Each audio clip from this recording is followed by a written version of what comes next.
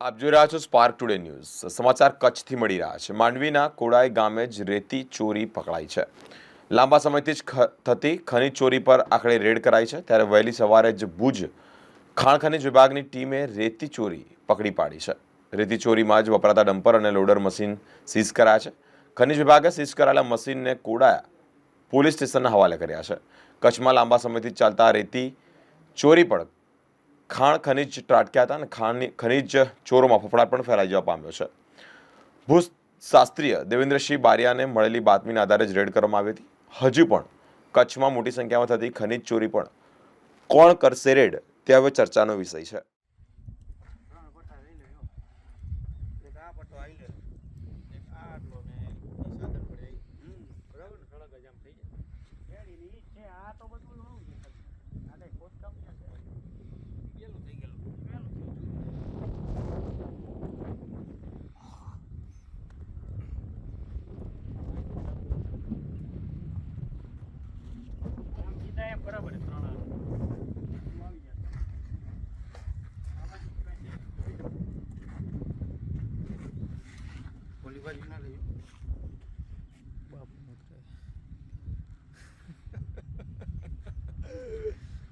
Bapu Dilipsinh